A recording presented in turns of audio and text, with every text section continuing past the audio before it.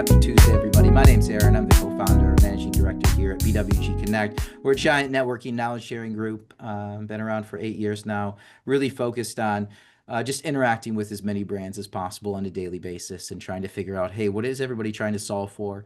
What are the biggest pain points? What are the issues that you're popping up against? And then who's helping everybody solve them? And so when the same topics come up over and over again and the same people come up over and over again, we host an event like this. We'll do, I don't know, well over 100 of these webinars, close to 100 dinners every year. And so love everybody that's on today. If you have questions along the way, we encourage you to drop them in the Q&A section there, and we will get them answered real time. So don't be shy about that. We'll try to capture them real time. But today, the topic around maintaining margin, right? How leading brands are fighting back against profitability pressures. I don't think anybody's shocked that this is a topic that we're covering.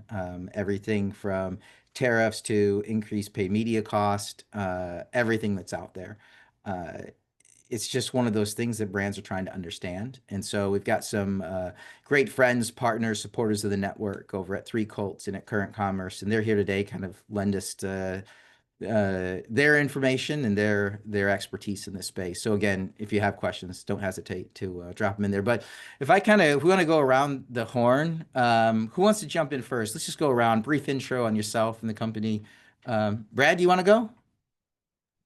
Sure. Thanks, Aaron. Hey, everyone. Brad Sipe here, co-founder of Current Commerce, and we're a client of Three Colts in multiple ways.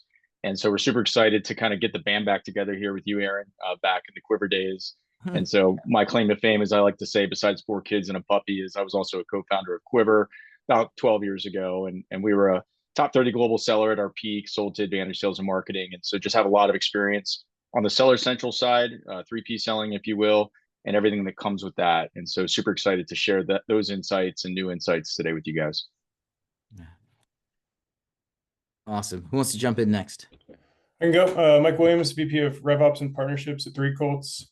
I still consider myself and always call myself an ops guy because for the majority of my career, I was sort of in the shoes of our clients, running product brands, direct consumer, marketplace, in-store retail, and experiencing a lot of the same pressures then that persist today, but having a lot more options for different solutions and how to combat those margin pressures. But we really just want to have like a public discussion of a lot of the discussions that we have in Three Colts with our partners, with our brands, as to the things that are facing in the environment, how there's kind of eroding profitability, and tactics and tools and solutions to address it. Yeah. Awesome. Matt, you want to jump in? Yes, good to be speaking with everyone today. Matt Ryan, Chief Commercial Officer over at Three Colts. Been with the business now for about 9 months. Prior to Three Colts, was part of another Amazon and Walmart vendor company known as PackView. Been in the e-commerce space for the better part of 15 years now. And prior to PackView was working largely within the Shopify space in a B2B marketing technology company known as Yapo. So definitely have an appreciation for all of the nuances that exist on both the direct-to-consumer side in addition to the marketplace and retailer side. Yeah. Awesome. Well, as we kick off the conversation here, as more people have joined, just a reminder, drop any questions you have along the way in the Q&A section there, and we'll get them answered. But if we just want to kick it off with kind of an open discussion around, and I know there's some slides that we want to get to, but where are you seeing brands looking for relief and the margin pressures that are out there? Like, is there like a few ones that are top of mind for you, and then we can kind of jump into them as a whole?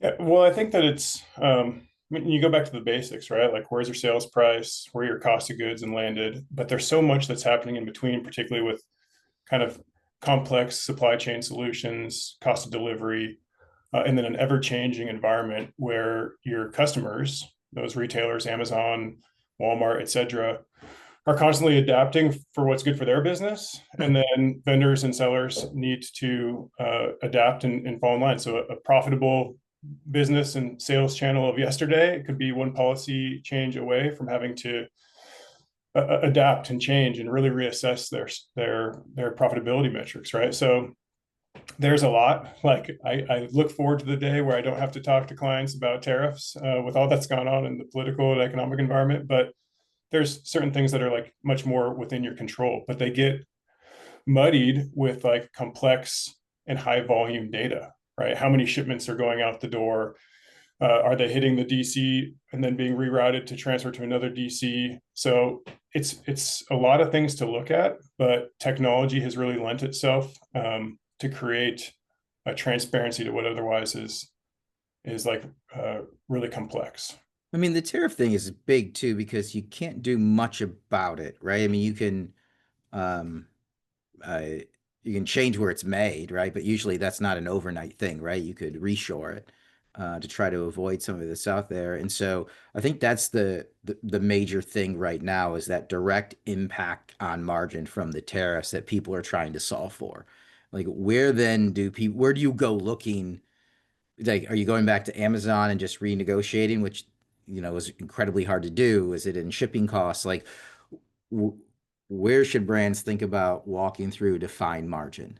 Yeah, I think it's the control what you can control is where to go with first, right? Like tariffs are a highly complex thing. Inflation and macroeconomics, like labor costs more, rent costs more, all those things are hard to control, but it's control what you can control with kind of simple data transparency. So where are you selling? Are you an Amazon seller? Are you a Walmart seller? Are you a D2C seller? And then looking at the data underlying that channel fulfillment to find out where there might be addressable, you know, profit leakage. So that can come in the form of units exchanging hands. How many units did I actually sell versus received? It can come in the cost of fulfillment and freight and parcel, right? How much is my FedEx rates? Are they competitive versus my counterparts?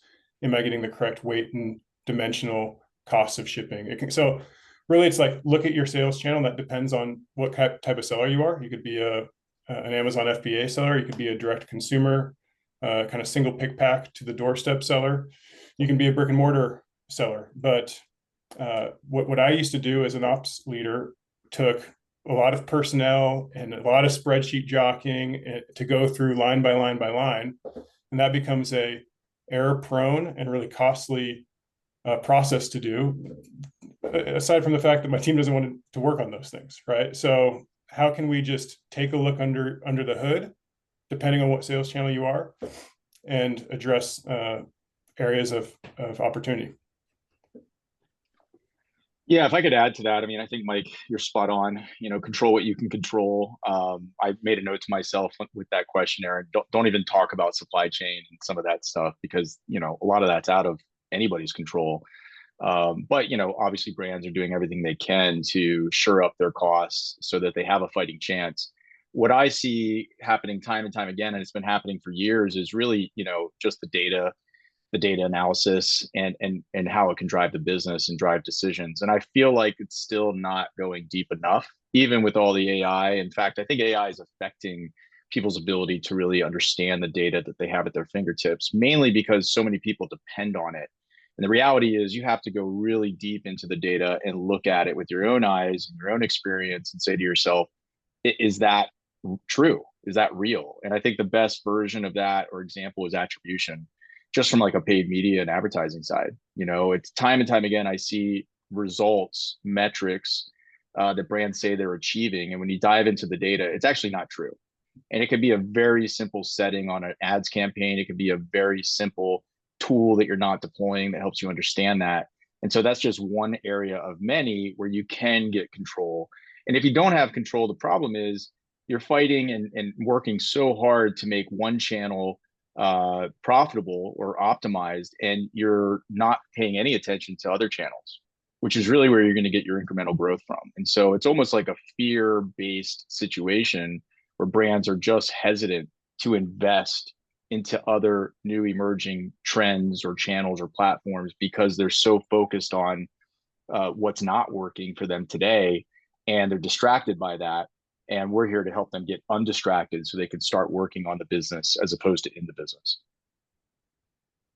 And Matt, you've been shaking your head a lot. Would love to hear your thoughts here. And then I'm almost thinking we'll break this down into, there's the fee structures, right, with these different platforms, a lot of it around Amazon, the chargebacks, deductions, everything that goes along into that. So renegotiating it. There's the transportation side, right, of okay, how can I ship things cheaper? Am I getting the best possible rates? And then, Brad, like you're talking about, then there's the advertising side. Am I actually fine tuning what I'm doing, right? To that I'm realizing like, hey, I don't have to overspend on advertising if I'm actually doing the right metrics. Um, maybe I can actually spend less and get more if I'm actually monitoring it. But Matt, I'd love to hear your thoughts here.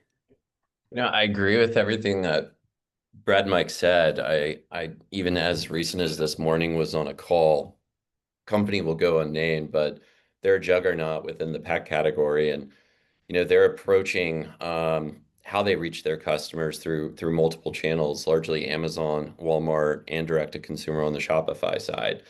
And to use their words exactly, they are literally looking for pennies and change in the cushions right now as a result of the operating environment, largely with geo trade, how they're navigating the tariffs. And while a lot of their sales are specific to Amazon, majority cohort, how they are approaching a multi-pronged approach is the way I would describe it, and going after additional marketplaces like a Walmart, and then also direct to consumer. They're having to get really creative, and there's a lot of defense that's happening, and they're really eager to get back to offense and improving their margins, improving their profitability, and doing whatever they can to add, 50, 100, 150 basis points to the bottom line.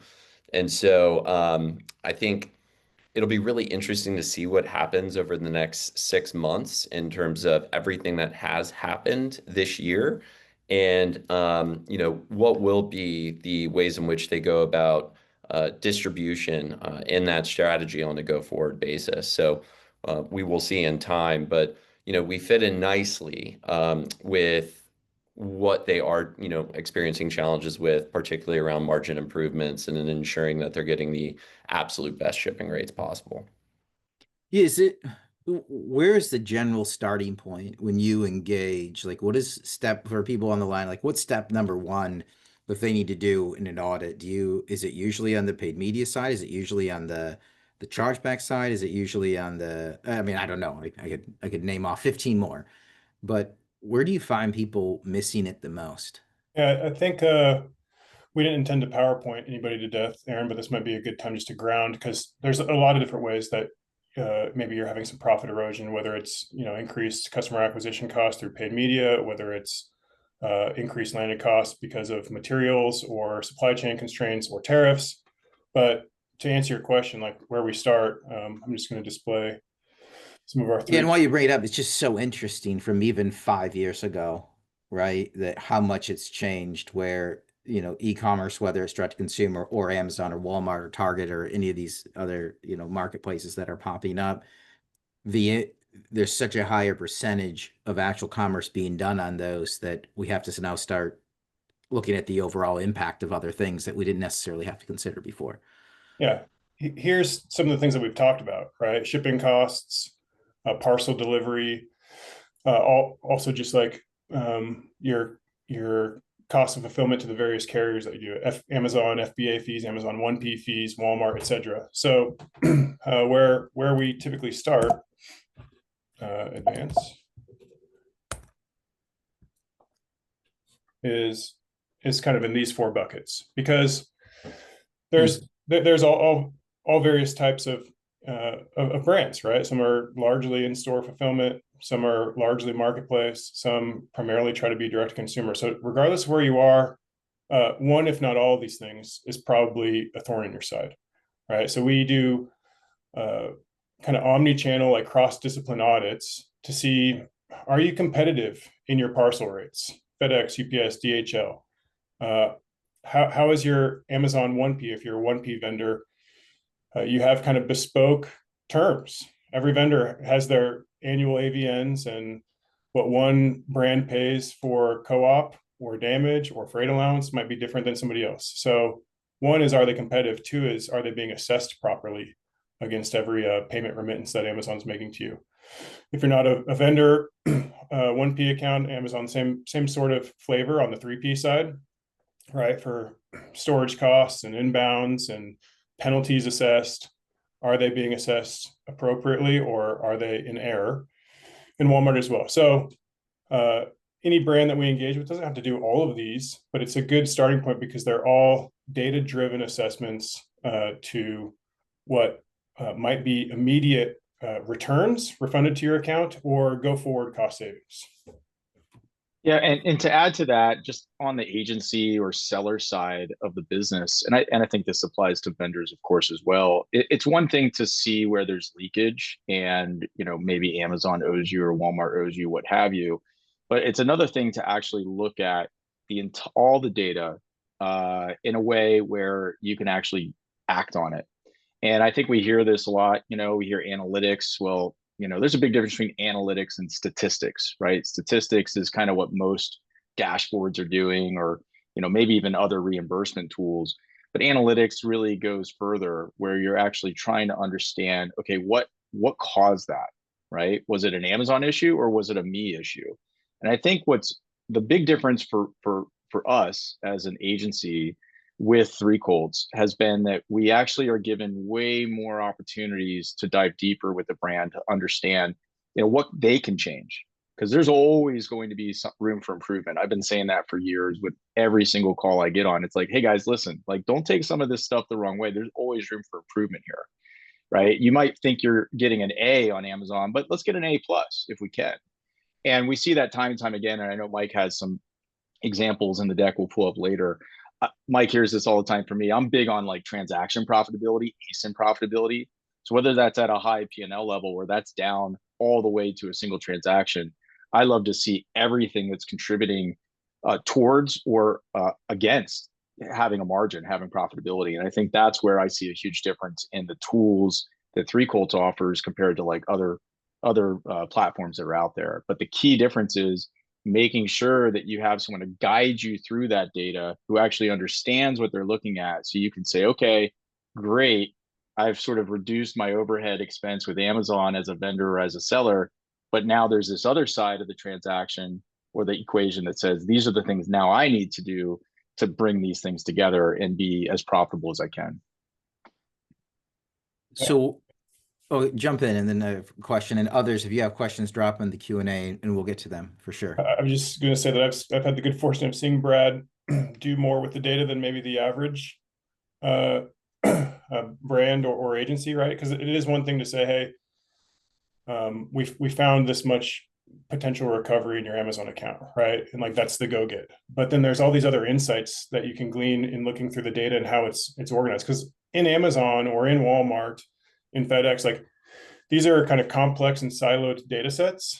But through kind of the organization and synthesizing this stuff together that we do as part of our process to find errors in Three Colts, we're also giving our brands just the benefit of that kind of like combined data set to view their business profitability and growth like holistically. And you can take it for surface level, hey, reimbursements, that's great, right? But you can also kind of take a step deeper as to what changes do we need to drive within the org?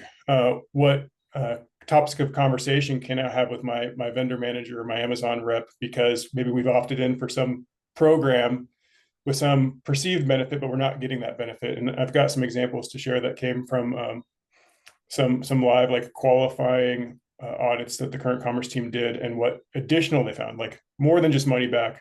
Hey, have you noticed this? Have you noticed that? To dive deeper, because there's certain things that a service provider, solution provider can do, but often there's a lot of change that needs to happen within the org or within the kind of agreements that you have in place with these marketplace customers. Yeah, I don't, it's interesting because this idea of, a lot of people, the idea of chargebacks, right? Charges, overbilling, whatever it might be. This first wave that happened did have to have happened, which is I can just have a tool that goes out, it grabs it, and I'm going to get a check back. But we're at a level now, because I think a lot of this driven by tariffs and the margin compression that's going on. You have to be looking at that data differently, right? You can't just take the cash back. There's a wealth of data, and mining that, like you're saying, like, hey, right, like how many things am I doing internally as a brand, right? Maybe it's an inner, I don't know, maybe PO confirmations. Or what can I fix? So I eliminate these, and if I can eliminate those, I've got this overall cleaner view of my overall profitability, which we're saying, which is ASIN profitability, unit by unit, what is going out and how much money am I making? A lot. If you don't fix the root cause, then you never really get to that. Yeah, you just brought up a lot of PTSD from my Quiver days, and Yeah. but now we see it time and time again with every analysis we do. And I think the next level of service, if you will, or the standard we're trying to set is it's almost like if you were a huge Fortune 500 and you wanted to go get one of the big three or big five accounting firms to come in and look at all of your financials and kind of look at every single business unit, every single division, all these different P&Ls, et cetera, and say, hey, like, guys, this is way off, right? We got to go make some drastic changes over here to improve the bottom line. I mean, that's kind of the level of effort we're putting into it, mainly because the platform enables us to do that and our experience, right? If you don't have the experience, it's kind of worthless. But the PTSD that I mentioned, at Quiver, we had an army of people trying to figure out if we were actually making money. And we had to get down to a SKU and a transactional level. It turns out, good news, we were making some money, but not a lot of money. But there's all these examples that Mike will bring up in some of the views that you get with Three Colts by default. Things like spending money on bubble wrap or provision deductions or quick pay discount, like all of these things that you hear, that may or may not be a cost center for you.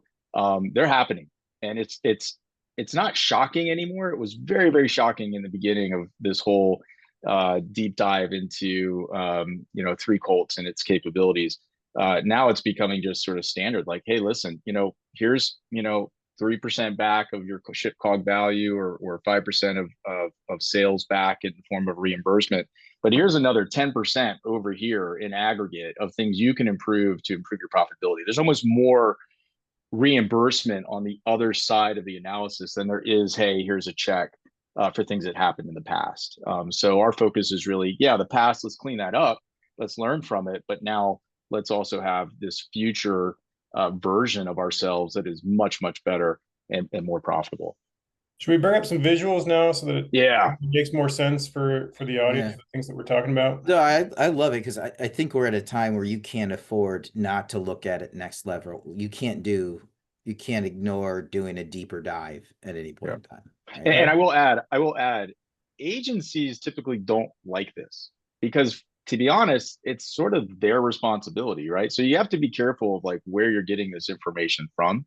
And I'm an example of that, but at the same time, I'm presenting transparent data based on your account and these third-party tools like Three Colts. So, what some of the data and information that Mike's going to show, or we're going to talk about, you may have never seen before, or maybe you're getting a different version of that story. And so it's really important that you kind of write your own story with this data, with the help of folks like us, or obviously Three Colts. But agencies love this, Brad, if they're using this as kind of tip of the spear and how they qualify to know a brand, right? It's like, hey, before I make any presumptions about how I can help you, let's see how you're doing right now. Yep. And it often shows, some quick wins. So, well, I mean, if I'm a brand, I want this info so I can do my own deep dive and hold an agency accountable, or just do, my own introspective deep dive on improving profitability as a whole. Yeah, audit the auditors is what we say. Yeah, I'll go back to sharing here. But I think this is a visual, just that kind of talks about like how a lot of this is lying under the surface, right? That there's so much of as a operations leader for brands, like I knew when I had a major shortage or when I was underpaid, but like I didn't go line by line across hundreds of thousands or millions of records, right? So this is the pennies and the cushions that Matt was talking about. But what we want to get into is, do you ever run into others? You have questions you drop in here too. Do you ever run into like pushback from the finance team? Because in my brand sided days, they were like, "Oh, we've got this," and I'm like, "It's clear you don't have this." Yeah, and then it would just pile up, and then when they would give us the money back, they would piecemeal it back and make it a complete disaster, and then it would just sit then in finance, and the reams of paper would just start stacking up. Yes, because and what we really need to convey as a solution provider is like, this isn't your problem, because what we're raising here is addressable reimbursements, right? The ones that we know are more so of an Amazon mistake or a Walmart mistake or a FedEx mistake than your own, right? So we get pushback from, hey, this is my subject matter expertise, and this is my lane, whether it's financial folks or operational folks in the case of operational chargebacks and prep and compliance. But ultimately, what we're showing is twofold. One is the reimbursements that we can get back, no fault of the brand. This is Amazon's fault. Let us help you identify it and automate the recovery. That's one. But then I think what Brad's raising is oftentimes there are points of, hey, we can't get this back because it stands. It's a valid deduction type. But can we learn from it and incorporate change into the business so that like you're more compliant, more profitable next month, and then the month after that you're more compliant and more profitable than the month prior, right? So there's kind of twofold. It's not leaving money on the table that's rightfully yours, and identifying those needles in the haystack through a lot of data records, but then also like how you can incorporate change. Yeah, and just to add to that quickly, we've run into countless brands that actually have policies that say, hey, listen, if there's a dispute that's less than $50, don't go after it because it's not worth your time, right? And when you add up a lot of those cases, it adds up to a lot of money. And so going back to Matt's point about like pennies and nickels and dimes, like we're finding all of that. When you add that up all together, of course, it's a substantial contribution to your margin. But there's this other thing that we see too. We see a lot of brands that are on top of it, right? They've got like that whiz kid in the corner, but this is all they do. So some of your best assets, your best people are focusing on this 24/7. They're still missing things because it's impossible to capture it all. And they're also not being utilized for other aspects of your business, right? So there's this sort of balancing act between how you do things today as a brand, what you deploy to make things easier and free up the thinkers, as I like to say, within your organization. Yeah, so Aaron, I think what I'm displaying here is one of the 3 Colts tool portals. This is for our Amazon reimbursements. And I'll do just kind of like a dynamic orientation, but then I'll jump into some static slides just for clarity. But like I think what a lot of our brands look to us for, even internally, a lot of what our staff looks for is, what's the number? How much money can we get back for this brand? What's the value that we can drive? And in here, we got multiple tabs of different kinds of deduction types that we can address.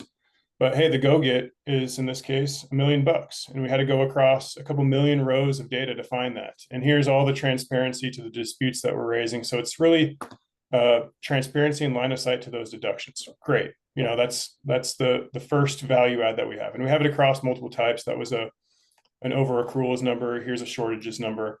I'm not going to spend a lot of time on this, right? Because this is what we're known for, is identifying addressable reimbursements and going after them with a complete transparency to our clients as to what we're finding and how we're disputing it in the scoreboard. But what we also do, and this is, where I geek out, maybe it's because I've spent so much time in the brand and as an ops leader, is really kind of like synthesizing the data, the top down P&L, right? So our Amazon channel looks like this level of profitability. And here's all the areas that can come out, right? How much advertising spend did it take? What were your like known deductions in the form of agreement level deductions, your accruals, your straight pay discounts, if applicable, your freight allowance, damage allowance, so on and so forth. Where are your penalties, right? Your operational chargebacks that are driving it. Shortages, price claims, returns, like deduct. So where did you land? And this is where I kind of feel like a kid at Christmas who's kind of shakes the box of the new account coming in. What are we going to find when we get under the hood and we unwrap it to see what additional value that we can drive? And I think these are a common thing that pops up too. Like you're like your top 3. Yeah. You're like almost guaranteed that these are going to happen that maybe people don't know about. Thanks for asking. Here's 3 scenarios that are not uncommon. I mean, the first like gimme scenario is that there's always money back. I've never done an audit for an account and found, hey, there's $0 in Walmart or Amazon that we can get back. And oftentimes our audits come, where there isn't a robust system in place. Sometimes they come with a really well-resourced internal team. Sometimes we're auditing brands that have an agency on staff, and maybe this compliance piece and deduction management is a part of their scope. Sometimes we're auditing accounts that have a competitive service provider who does deduction recovery, but we're always finding incrementally more because of the scope and the various logics that we have in place. But that's the we always find reimbursements. But here's 3 common scenarios that aren't always the case. Some brands are cleaner than others, but these are like the gravy. What else more do we find? And these have been ones that I think Current Commerce and Brad have seen live with some of their prospective clients, and it really creates like some thought-provoking conversations aside from just reimbursements. So the first one, and Brad, chime in here. I know that you've got a lot of sort of context to add as to like the conversations that you drove with these, but is just demand planning, right? We see, hey, great that you're making 20 million bucks a month in top line revenue servicing Amazon, but they're trying to place much more demand on your account and you're short confirming those POs that demand, maybe for reasons. Maybe it's because you have to prioritize your on-shelf inventory. Like maybe you're primarily a B2B brand first and Amazon second, but for whatever reason, there's additional demand and top line revenue so long as you can service it with additional inventory. Yeah, this one's a tough subject, right? Because there's definitely reasons why. Mike gave one example. We just talked about tariffs and supply chain, but you get this question like, I want to sell more, I want to make more, and it's like, okay, well, you're not selling as much as you could, but let's also dive into when you are selling something to Amazon or to someone as a third party, how much money are you making? And so you might say to yourself quickly, just with this view, oh, we just need to accept more POs. We can do that. Well, does that actually make sense? Let's dive deeper. And so I think that's where when you start to get, focus maybe on, a classic P&L view, and you're not going deep into each line item in that P&L, you can start to make mistakes. And, the classic example is, oh, sales of this SKU are down. We need to boost them up. Let's put more ad dollars into it. It's like, well, you're actually making a bad problem worse because that's not a profitable SKU based on XYZ reasons. But at this view, this is like that thought-provoking, like, oh my gosh, we could double the business if we just accepted all the POs. How can we affect that change internally as an organization? Yeah, so I would just really quick, I would see this piling up over time, right? Like it's on the POs come in on a weekly basis. I'm thinking about on my vendor side days, right? Was the POs come in and you just short them a little bit and you're not even thinking about it on a weekly basis. You're just managing it. But that's compounding over the course of a year. When you do a retrospective look, you're like, oh, man, if I could have just let my supply chain team know, they could have just scheduled me more inventory. Yeah, well, that could be and that's a forecast issue too, right? Yeah. Like if you're not spending enough time doing proper forecasting, then this is why you're going to miss your POs. But it gets better. So, Mike, I can't wait to see the next couple slides. No surprise here, right? These are all your penalties for operational chargebacks. But oftentimes it's like, whoa. And the woe is because there's so much going through the wash at any point in time, right? You get weekly POs, you're shipping them out. You wait because there's lead time to get dock to stock, and then on that on that receipt process, you start to see operational chargebacks occur. Some of them get resolved as it goes further down the supply chain. They get scanned in, so on and so forth. So there's a lot of like noise and static. But to finally like pull them all together over a point in time and say, hey, brand, in this case, talk with your EDI provider. You have, over $250,000 in this ASN issue. Like we can go into the vendor guides and look at your mapping and things like that and completely alleviate this, right? So oftentimes there's something like this. This is from a live account. Brad, or just with this information, you can justify it, right? I can go into the CIO and say, hey, I need this fixed. They always want to know, well, how much and what's the impact? And you're like, hey, it's going to be 5 hours of my top EDI guy's time. It's less than a day, and it's going to get us back $350K. That's approved instantaneously in today's margin compressed environment. Instantaneously. Have them go fix it and put the money back in our pocket. 100%. It's having the data. It's having the data. Yep. And like attacking it from a prioritized standpoint. Hey, let's go work on ASNs first. It's totally controllable.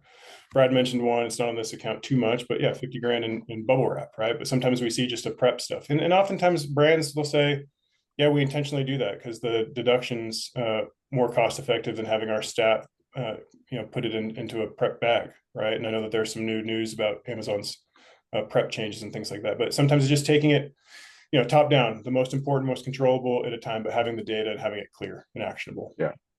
Yeah. I mean, this isn't fun, right? Like, let's not, I mean, it's fun for us because we geek out on this stuff. It's fun for me because like this used to be my business, right? Like these were my products and my inventory and frankly, my money. And I think a lot of times we run into these situations where this data is there somewhere in your organization, but no one's really incentivized to do anything about it, or they just don't know how to do anything about it, right? But for someone like me back in the day with my business, I could go back in the warehouse and say, guys, like packaging, seriously, we're absorbing or losing all this money because of something like that. We can fix this tomorrow, right? And not everything is a tomorrow fix, but a lot of them can be. And so, again, this isn't fun, but when you start to look at it this way, you can see how just a regular cadence in the organization, looking at these numbers, whether it's weekly, bi-weekly, monthly, can really affect change over time. And so that's the difference between, say, here's a report on how much money we got back, and here's a real-time dashboard of what actually is going on in the business that you can affect change on. This one's my favorite. Because it's just so easy, right? This one's my favorite. So what we've been talking about so far is profitability, right? Like alleviating deductions that are inaccurate, and then where they are accurate, going and impacting change within the org to turn it around. But after all that's said and done, like you have your total deductions and the costs, right? That's your profitability. But this little line down here at the bottom is your provision deductions. So what's happening here is it's an IOU from Amazon. I'm going to pay you this much that I owe you, but I'm withholding payment from this payment remittance to make sure that I can service your business profitably, because maybe your deductions are creeping up, and so the servicing this business segment for Amazon becomes questionable on whether they can do it profitably. So they're holding some amount of your balance back for future provisions against future receivables. And so when you start to see these, an average account, maybe, close to nothing, or, 10, 20%, something like that, like a bit of it. But anytime that it's close to 100%, or sometimes these are over, is saying that you're getting essentially a $0 payment remittance. Hey, we owe you X, and we'll pay it to you at a later date because we're withholding it to manage your business profitably. Now that in of itself is a problem. That's a cash flow constraint.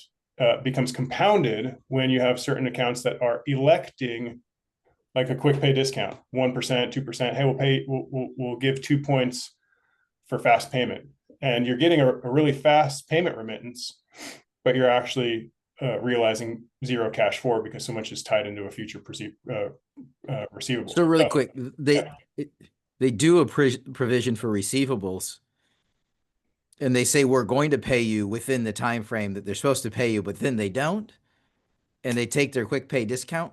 Yes. But we've had brands that just basically go and like, so what behaviors then are driven from this? One is you can go and elect off of your quick pay discount because it's not having the intended result for you, and bank that, $143,000 year to date. That's the other one. But then why these start to creep up and become higher and higher is really like a lot of the compliance issues. So as we start to manage down overall deductions and make the life of Amazon handling this business and serving this business to the consumer easier, right, by shipping the amount that that we said we're gonna ship, avoiding shortages, having it prepped and receipt ready, so alleviating the operational chargebacks. Once we start to drive those deductions down and conform to more compliance and vendor guides, then you start to see this provision against future receivables alleviate. Yeah, I got to add. So this just blew my mind when I finally understood it, because I came from the seller side, and now I've been through enough vendor audits and working with 3 Colts to understand these things. For me, as a third party seller back in the day, this would be great. I'd be like, oh, this vendor is really hurting, right? They're not even getting paid. But now I'm in the business of, hey, just run a good business, no matter what that business is on Amazon, right? Like the same tenets that apply to a real business, like a regular business, like sales and marketing, ops, finance and accounting, apply to e-commerce. And this is a great example of how you are not doing finance and accounting properly. And so because you've had all these issues over the past that haven't been fixed, now Amazon's basically saying, we know you're going to have problems in the future, and we're going to hold your money because we know those problems are going to happen. And now you have no cash coming out of the business to, so you're basically floating inventory. I mean, for how many days, TBD, right? Every account's different. It is just an absolute upside down mess. And the only way to solve it, besides taking off that quick pay discount, which is kind of just silly when we see that, is you've got to fix all these other issues so that you can then get your provision deductions down into a reasonable number. But even anything over 1% is a problem for someone like me. I don't want anybody holding my cash, period. But if you're going to hold 50% and that's the best that I can do, well, that's a lot better than 100%, right? So that one always blows my mind. Yeah, you have this really elongated DSO when you're electing for a quick pay discount and incentivizing it. No, it's just interesting because the way it's supposed to work is you get your cash earlier. Yeah. And I mean, you don't see this on every account that we audit, right? But it's not the first one I've seen, and it won't be the last. Are there other like crazy ones that are out there? And people, if you have questions, drop in the Q&A. But that one just blows my mind, right? That's I mean, crazy. you have some of the other usual suspects, high returns, right? This is a common one. Advertising, we look in there, and we're always kind of looking to see sort of like certain ratios of how much advertising you're spending against your top line. Is that kind of in par with what the norm is? And then digging into advertising to see if it's hyper efficient. So there's some of the usual suspects, but these are just fun ones I think touch different parts of the organization. Like Brad said, ops, supply chain, having the right inventory in the right place at the right time to meet your demand. Finance, making sure that if you're electing things to shorten your DSO, that your DSO doesn't get out of whack because of provision receivable. So there's something that a consolidated rolled up view that is actionable to a executive or a leader can be pushed throughout the org to change multiple things at once. Yeah, there's a plethora, Aaron. I mean, there's dozens and dozens of dozens. The low hanging fruit is kind of like what Mike just went over, but we see it in inbound FBA shipments all the time. People will choose like LTL instead of trying to get a full truckload into a DC. We see that all the time. The SIOC stuff you saw on one of the examples there, that's a big deal, right? I mean, I've taken brands through SIOC certification many, many times. It's not that hard. It's a little bit of money, right? Trying to get that certification, but as opposed to spending hundreds and hundreds of thousands of dollars for Amazon to kind of figure out how to do SIOC for you, it just doesn't make any sense. The bubble wrap one, I mean, Mike kind of quickly glanced over. That one just cracks me up because we just see that all the time. It's like, really, bubble wrap? The analogy I was thinking of before this call was, whenever you go to like a concert or a sporting event, you get a good seat, the ticket price is pretty good. You get there, you're all excited, but then, you pull up and parking's $50 and a soda is $15. And, like a hot dog is, $15. Like, when you go into Amazon and do business with Amazon, oh, okay, we've negotiated like 20%, terms, or like, that's what we think our fees are going to be all in.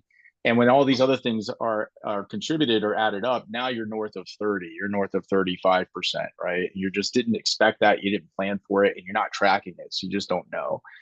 So yeah, there's just so many of these things we find, and you have to chip away at it, right? It's not something you can do overnight, but once you go through that process and you create that sort of diligence, then you're going to be better for it. And then you can get to the things I was mentioning earlier. You can start to explore the rest of this amazing world of e-commerce that's at your fingertips, but you're just have no time, no bandwidth, no money, no, gumption to go after it. So, I think that's what we represent more so than just savings. It's future growth because now you have the resources to do it. Plain and simple to me. Yeah, I think it's crazy that this is the level that we've gotten to so quickly. Right? It used to be you could just have a tool that would just go, or you would just have your own team go get the chargebacks and figure out where that margin is at. Now you need a tool it's doing an actual deep dive, rendering you the data that you need to then go make the changes organizationally, but also have the arguments with Amazon, and then you have to know which ones are legit, which ones are not legit. But then we need an expert to come in that's going to guide us through it, because in reality, my team was just reduced by 15%. And I'm spending my time on the marketing aspect strategically. I don't I don't have three people to put on this, and but now it's a necessity. It's it's awesome. Yeah, we've been I feel like we've been kind of tailoring or overweighting the conversation a bit on the Amazon side, but like the thing with Three Colts is, it's beyond deduction recovery. I hope that we're conveying some of that stuff with just the learnings that a brand can take and influence within their org to drive a more profitable channel. But it's not just Amazon. Like, we do it with Walmart. We do it with direct to consumer. A lot of brands are saying, hey, I'm going to try to control my own destiny and move off of the ever changing Amazon platform and ship D2C. And we say, go for it. Right. But, I used to flip from UPS to FedEx like every 2 years and pit the two against each other, but I didn't have the visibility that like a platform like Three Colts does with a lot of different brands and all their shipping. And are you getting a good rate because we see it, hundreds of other brands getting a better rate and dimensional freight. And if you're paying for this ship method for 2 days and getting there in 2 days. So like the same applies whether you're on Amazon. So deep dive on Amazon data analysis, whether you're on Walmart, whether you're on direct to consumer, where a big cost center would be your freight. And that's what we try to represent is it's no matter where you are, it's bundled, but it's a lot of this similar stuff, but just different kind of nuances by what your channel fulfillment strategy is. Yeah, I like to give a shout out to that, right? Like, because like we're, current commerce is, primarily focused on Amazon and some other platforms, but we get asked all the time, by clients like, hey, can you look at Walmart for us? Can you look at the business as a whole, right? Like, what do you think? And without some of the tools that Three Colts has, we wouldn't be able to do that. I mean, we would probably try to do it, but we'd be doing it manually, right? Like downloading all these reports, plugging it into some Excel spreadsheet, all of these things. But to be able to kind of say, yeah, we can take a look at the rest of the business and we can figure out like this whole sort of digital omni-channel strategy that makes the most sense for you across Amazon, Walmart, D2C. That's pretty powerful, just from like an agency perspective. But I always look at it like this is my business, meaning like I am the brand. And I've had brands and I've sold a lot of brands, and like to be able to see that bigger picture without having to go to this vendor or that vendor or this expert or that expert, and it's presented to me in a way that I can understand and I can act on it. That's pretty powerful. And I think that's going to make the difference between a successful brand and an unsuccessful brand moving forward, is you're going to have this sort of intelligence and understanding of all these different channels all at the same time, or you're not going to know where to invest. And so to be able to do that, not all under one roof, but mostly under one roof, is pretty powerful. And you can't really find that too many places these days. Yeah. We are getting really close to time here. I'd love to buzz around for like key takeaways. Number one, I'd encourage everybody have a follow-up conversation with the team at Three Colts, team over at Current Commerce. They're great friends, partners, supporters of the network for a long time, and just incredibly valuable resources for a lot of brands in it. So I'd encourage you to have that follow-up conversation. Look for an email from me. I'd love to have a conversation with you as well. Pick your brain on, hey, what are the biggest topics you'd like us to cover? And hey, who are the best people helping you out that's out there as well? But Brad, I'll probably kick it over to you if you want to start with kind of key takeaways, then kick it to Mike, and then we'll wrap it up with Matt, and then we'll wrap up the webinar. Sound good? Yeah, absolutely. So of course I get excited about these subjects and these topics. When I first learned of Three Colts, it was kind of when I was coming back up from air after a very long non-compete when I sold Quiver. And I was just blown away because what I was seeing was a capability that took us days, if not weeks, and hundreds of man hours to figure out. And when I first saw my first audit of a vendor account with Three Colts and then a seller account, I was just floored. And I actually went into like the bowels of like, what else can you audit? And there are a lot of other aspects of your e-commerce business that you can audit. I think though this represents the most important, right? Am I making money or not? Not am I making money at a super high level, but am I making money at a SKU level, right? I think that's the most important thing that I derive from this data. And then the fact that there's these, once you look at that, you know, you're kind of, there's all these inputs into that calculation, right? I buy it for X, or I make it for X and I sell it for Y, and there's all this stuff in between. And it's those things in between that you have to really understand and then say to yourself, can I change that? And that's the power, I think, of what Three Colts does for me and for my clients, is that, yes, like this shipping piece, this is costing us way too much. What can I do about that, right? This advertising budget that I think is giving me the return that I want actually isn't. How can I go and change that? And so those are just high level examples. When you look at a transaction or a SKU level profitability that Three Colts enables us to do quickly, and that's what our brands depend on us for. So, you know, that's the biggest takeaway for me. And just adding to that, I think Brad said maybe it's the most important, or maybe said differently, maybe it's the first, because these other audits are important, right? Hey, I quickly want to know how my advertising and marketing is performing, but like before you grow, make sure you don't have leaks in your bucket, right? So maybe it's that they're all important, but maybe this is first. It's foundational, making sure there's no cracks in your foundation. Key takeaways for me is, you know, we use the analogy of running diagnostics on your account, right?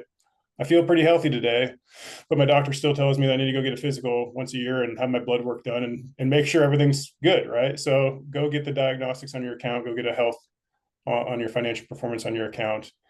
What I mean by that is that we do these audits, these assessments. They're really, really easy to do. It's just kind of a quick access of contributor rights to your account that have us review it at no cost, no commitment. And then our incentives are aligned, right? Like we only make money when you make money, right? So we pay for, or we charge a percentage of what we produce. So it's really well aligned incentives. Don't think that there's this onboarding cost or like a monthly retainer or things like that. And then lastly, you see like, hey, we've done some big results and here's some big brands, but I think the last takeaway is like, regardless of where you are as a business, your size, your channel, like this is for everyone. We've had major brands, you know, get back millions of dollars, but I've had very, very grateful scrappy sellers say that $10,000 was just as important for their brand, right? So it scales with the size of you're at, no matter if you're small or big, these same issues really persist. Awesome. Matt, you want to bring us home? Yeah, I think that's really well said by Mike and Brad. And, you know, at the end of the day, selling online is really expensive and we are helping brands fight back. There's a number of different types of sellers that we help that sell in different channels: Amazon, Walmart, direct to consumer, 1P, 3P. And we've been super deliberate in who we partner with, like Current Commerce, and we've been very deliberate in terms of the types of services that we're going after to really create a great customer experience through consolidation play. And so, you know, just hitting home the fact that no strings attached, risk-free audits, like what do you got to lose in terms of providing us some paperwork and then letting our team, what our team does. And, you know, at minimum, it will give you that much better visibility and more so of an X-ray vision in terms of what might be working, but, you know, more importantly, what might not be working and how you can go about addressing that. So we're very eager to speak with as many, you know, buyers and customers as possible. We'd welcome that opportunity. But hopefully everyone was able to have some big takeaways today in terms of not only how we partner, but how we work and service with our customers. Yeah. Awesome. Well, Brad, Mike, Matt, thanks so much for your time today. Thanks for all the knowledge you shared. With that, we're going to wrap up this webinar here. Everybody take care, stay safe, and look forward to having you at a future event. Thanks again, everybody. We'll be in touch. All right, bye-bye.